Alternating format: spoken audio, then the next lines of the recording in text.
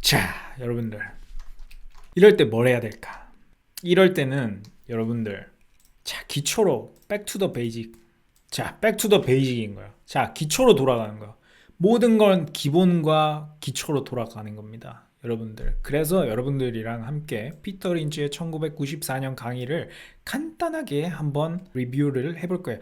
5분밖에 안 돼요. 유튜브에서 여러분 다른 사람 영상인데 한 5분밖에 안 돼요. 한번 찾아보셔도 되고, 지금 제가 어차피 내용 다 얘기를 해줄 거니까 한번 보시면 될 것 같아요. 영상을 보진 않을 거고 제가 뭐 잠깐 이렇게 얘기를 해드릴 것 같은데, 일단 피터 린치가 뭐 하는 사람이냐면 옛날에 위대한 투자자였죠. 왜 위대했냐라고 하면 굉장히 젊은 나이에 투자를 시작을 하고 굉장히 좋은 때에 은퇴를 합니다. 왜 은퇴를 했냐면 뭐 이렇게 가족들에 관해서 이렇게 좀 갈증이 있었나 봐요. 그래서 은퇴를 하게 됐는데, 전 94년 아우 미쳤다. 94년이면 저보다 6살 동생인데 1944년 매사추세츠 뉴튼에서 태어나서 11살부터 골프장에서 캐디를 알바를 했는데, 이때 피델리티 인베스트먼트 사장 조지 설리먼과 인연을 맺었다. 그래서 골프장에서 돈 되는 정보를 좀 들었어요. 그래서 얘가 나도 돈 벌고 싶다라는 생각을 하면서 피델리티에 입사를 하게 됐습니다. 피델리티에서 인턴을 하다가 67년부터 69년까지 ROTC를 했었고 군대를 갔다 왔죠. 그러면 텍사스 한국에서 복무했다. 그래서 한국에 대한 생각을 좀 갖고 있습니다. 책에도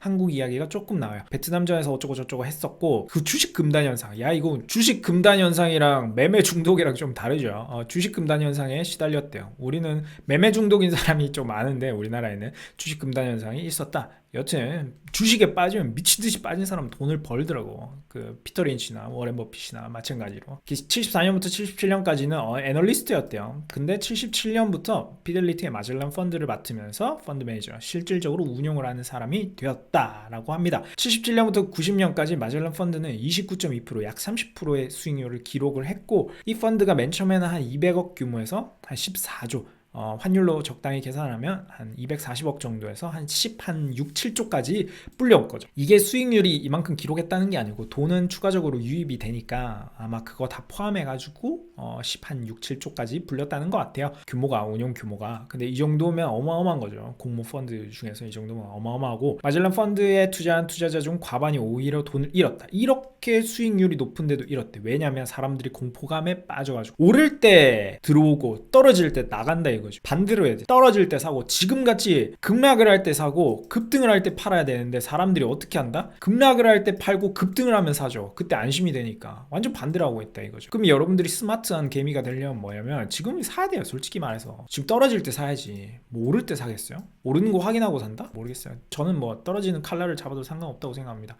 단타 치는 거 아니면 장기적으로 투자한다고 생각을 하면 지금 떨어지는 칼날이든 뭐든 어쨌든 뭐 상관없어요. 뭐 이렇게 떨어지고 이렇게 오르거든요. 그러면 이때 사나 이때 사나 똑같은 거 아니에요? 이때 사나 이때 사나? 근데 여러분들 이때 산다 생각을 하는데 이때 또 이렇게 가면 어떡해? 주식은 아무도 몰라요. 가격은 아무도 몰라. 기업의 실적은 그래도 좀 예상을 할 수가 있는데 주식의 가격은 알 수가 없어요. 단기적으로는 알 수가 없어요. 장기적으로는 알 수 있고 장기적으로는 알 수 있습니다. 그래서 마젤란 펀드의 대부분의 그 가입자들이 돈을 잃었다는 거예요. 과반 이상이. 과반이라는 건 50%보다 많다는 거죠. 그 사람들이 잃었다는 거예요. 이렇게 돈을 잘 버는 펀드에서조차도. 근데 이 사람이 되게 힘들었다. 왜 힘들었냐? 힘들고 괴로웠다. 왜? 돈을 갖고 하니까 어디 뭐 쉽겠어요. 거기다가 이제 이 사람이 마지막에 은퇴하게 된 계기가 딸아이의 생일을 기억해내지 못한다는 사실에 충격을 받고 가족과 시간을 보내고자 했대요. 근데 이 사람이 재산이 얼마 있었는지 아세요? 뭐 정확히는 잘 모르지만 2006년에는 한 4천억 정도로 추산이 됐다고 하네요. 지금은 더 늘었는지 줄었는지 모르겠습니다. 이 정도면 은퇴할만 하지 뭐. 은퇴해도 되지 뭐. 2006년도에 뭐 4천억이면 뭐 10분의 1토막 나도 400억이네. 은퇴해도 되지 뭐. 하여튼 피터 린치는 그렇습니다. 지금은 자기네 가족들 돈만 꾸리고 있다고 합니다. 요 피터 린치가 대단한 사람이에요. 이 사람이 5분 동안 강의에 주식의 모든 걸 얘기를 해줍니다. 주식에 대해서 모든 걸 얘기를 해줘요. 정말 기초적인데 모든 걸 얘기를 해줍니다. 그 영상에서 이런 게 나와요. 나는 던킨 도넛에서 10배, 15배 벌었다. 손에 잡히는 거를 샀다 이 말이죠. 그냥 우리가 알 수 없는 그런 뭐 트렌드, 제가 5G를 투자를 안 합니다. 근데 5G를 보면 5G에 막 그 광 트랜시버라든지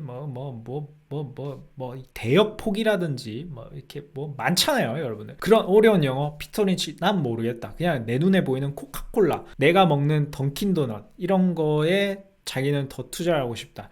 주택, 집은 눈에 보이죠. 짓고 있는 거, 뭐 어떤 팩트에 기반해서 투자를 할 수 있다라고 하면서 그 사람은 이런 걸 좋아했어요. 약간 옛날 워렌 버핏형이에요. 약간 워렌 버핏은 요즘 조금 적응을 하고 있어요. 91살에 적응을 하고 있는데 여튼 피터 린치가 이거 참고로 94년도 강의거든요.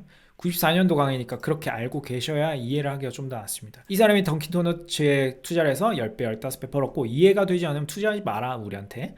그리고 사람들은 냉장고나 차를 살 때는 리서치를 한다. 여러분들 컴퓨터 하나 살 때 다나와 들어가가지고 한 일주일, 한 달 동안 열심히 찾아보잖아요. 검색하고 어떤 게 좋은 거지, 램은 몇 개가 달지, 뭐 케이스는 뭘 하지, 쿨러는 뭘 달지, GPU는 뭘 달지, AMD가 좋나, 엔비디아가 좋나, 막 그렇게 계속 고민하면서 그렇게 한 100만 원짜리 컴퓨터 사는데, 조립 컴퓨터 사는데 그렇게 막 열심히 리서치를 해요. 막 요즘 D램은 듀얼로 달아야 되냐, 뭐 아니면 뭐 4개씩, 4개는 뭐라 하냐, 뭐 하여튼 4개씩 다냐, 막 그런 거 열심히 보죠. CPU는 뭐 지금 쿼드 코어를 달아야 되냐, 뭐 듀얼은 옛날 거고, 막 사람들 막 그런 거 막 다 공부하고 하는데 주식은 대충 산다. 어떻게 산다? 옆에 친구가 야 이거 좋아, 이거 사, 야 지금 이거 사야지 하면서 이렇게 상장 폐지될 만한 회사들, 그런 거, 야 이거 작전한대, 그럼 막 갑자기 막 500만 원, 1000만 원, 막 많으면 5천만 원, 이런 거 막 몰빵해 버리죠. 컴퓨터, 냉장고, 차 뭐 이런 거 살 때 리서치를 하는데, 사람들이 주식을 살 때는 그런 걸 리서치를 안 한다 이거죠. 펄패스님이 말씀하신 거 있잖아요. 주식은 사기가 너무 쉽다. 그렇지 않아요. 그렇지 않아. 차도 마찬가지예요. 차도 제 옛날에 회계법인에 제 바로 위에 맞선 사수가 그랬어요. 그냥 뚜벅뚜벅 갔대. 그냥 뚜벅뚜벅 가가지고 투스카니 주세요 그랬어요. 투스카니 주세요 해가지고 그냥 그 자리에서 카드로 긁고 샀대요. 그냥 캐피탈 써가지고. 여러분들 주식도 마찬가지, 차도 마찬가지, 냉장고도 마찬가지. 냉장고 가가지고 여러분 그냥 카드로 끌으면 살 수 있어. 근데 그 전에 여러분들이 고민을 많이 해보잖아요. 근데 주식은 그렇지 않다 이거죠. 일단 대표나 최대 주주가 뭘 해야 되는지를, 뭘 했던 사람인지, 전공은 뭔지 이런 것도 좀 봐야 되고, 그 다음에 재무제표도 좀 봐야 되고, 부채가 많은지 적은지, 현금이 많은지 적은지 이런 것도 좀 봐야 되고, 이 회사가 어떤 사업을 하고 있는지, 어떤 물건을 파는지, 뭐 해외는 진출해 있는지, 내수는 어떻게 하고 있는지, B2B인지 B2C인지 이런 거 다 확인을 하고 주식을 사야 된다 이거죠. 근데 여러분들 열심히 이 리서치를 하는 것처럼 이것도 주식도 하면 열심히 이걸 해야 되는데, 그렇지 않다라는 게 피터 린치의 생각입니다. 제가 그렇다는 거 아니에요. 피터 린치가 그렇게 말했어요. 거기다가 그러고 나서 주식을 아무거나 대충 사고 나서 사람들이 돈을 잃으면, 야 이거 기관놈들, 여러분 이거 어디서 많이 보지 않았어요? 야 이 기관놈들, 야 이 프로그램 탓이다, 이거 프로그램 매매 맨날 나오네, 야 이거 외국인 나쁜 놈들, 이 외국인 나쁜 놈들, 이거 맨날 팔기만 팔고, 이 나쁜 놈들 하잖아요. 아이 나쁜 놈들, 외국인 나쁜 놈들, 진짜 다 팔고 나가. 진짜 도박개미 운동 해야겠어. 여튼 이런 남 탓을 하게 됩니다. 아무것도 조사를 안 하고 하면 이 남 탓을 하게 되는 거죠. 원래 내 탓을 해야죠. 내가 이걸 왜 샀을까, 내가 왜 이걸 좀 더 알아보지 못했을까 라고 해야 되는데, 피터 린치 생각도 그렇대요. 거기다가 이제 피터 린치가 또 말하는 거는 뭐냐면, 자 여러분들 그렇게 주식을 하면 도박이다.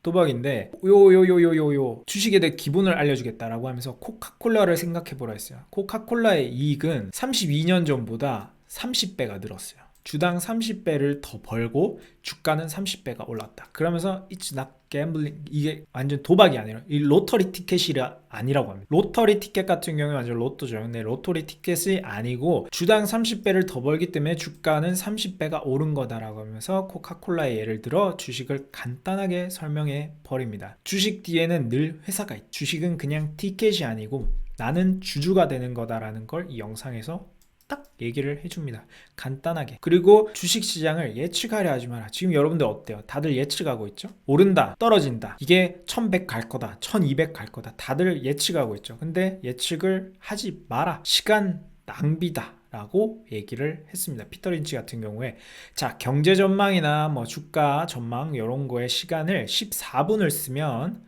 그 중에 12분은 버리는 시간이다 라고 얘기를 하고, 청중들은 굉장히 많이 웃습니다. 경제 예측은 아무도 할 수도 없고, 특히 금리 같은 경우에는 앨런 그린스펀 옛날 연준 의장 같은 경우에도 금리는 맞출 수 없다라고 얘기를 했고, 그 예를 들어줬어요. 몇 가지 이제 팩트는 좀 체크해라. 내가 자동차 회사에 투자를 하면 중고차 가격을 좀 보고, 호텔에 투자를 하면 점유율 같은 거를 좀 확인을 해라 정도는 얘기를 해줬습니다. 그리고 시장, 요거 좀 중요하죠. 역사적으로 시장은 늘 급락을 해왔어. 93년 동안 50번 10% 이상 급락을 했어. 근데 그 50번 중에 15번은 25%가 급락을 했다는 거. 자 50번 중에 15번은 25%가 급락을 했대요. 그러면 이게 주기로 치면 6년마다 한 번씩 25% 이상 하락했다는 거예요.